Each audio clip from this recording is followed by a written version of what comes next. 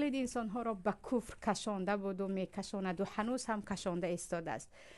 در قرآن کریم پروردگار میگوید و اذا قیل لهم اتبعوا ما انزل الله قالوا بل نتبع ما الفینا علیه آباءنا.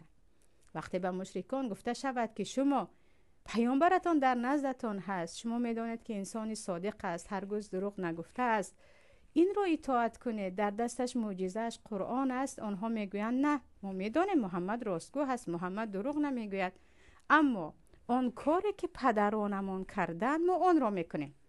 ما از پای تقلید پدر و مادر خود هستیم یا اجدادان خود هستیم. یعنی تقلید آنها سبب شده بود و هنوز هم تقلید زیادی ها سبب می شود که حتی در مسئله کفر، در مسئله شرک و کفر تقلید کنند. و اکنون بیاید ببینیم تقلید به یک عالم. یعنی بعض طالب علمان هستند که ببخشید کپی استاد خود هستند، خندهشان مثل خنده استادشان هست، سخنشان مثل سخن استادشان هست. علل خصوص چند نفرانی که همیشه از کتاب امام عبدالوهاب گپ میزنند که سبحان الله گویا که در دنیا دیگر عقیده وجود ندارد. یکی امام عبدالوهاب 100 و چند سال پیش بر آمدند و 6 تا شروط لا اله الا الله گفتن، اینها هم فقط همین را میگویند، تا درجه تقلید که دیگر یگان کتاب را قبول ندارند.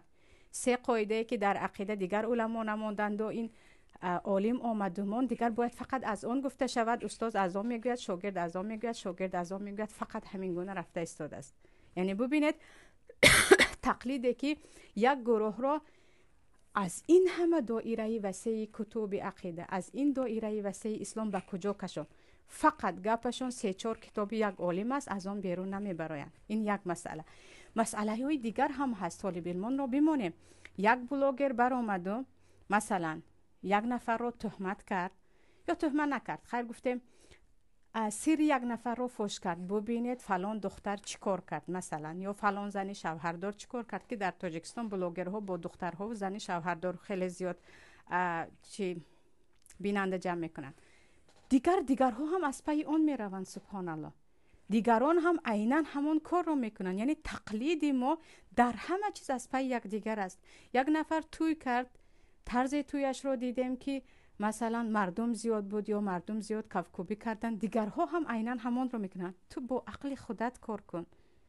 آره باید پیروی باشد، اتباع پیامبر صلی الله علیه و سلم باشد، پیروی اهل علم یا پیروی آنهایی که در جامعه الگو باشد، اما پیروی چیز دیگر است، تقلید کرکرانه چیز دیگر است.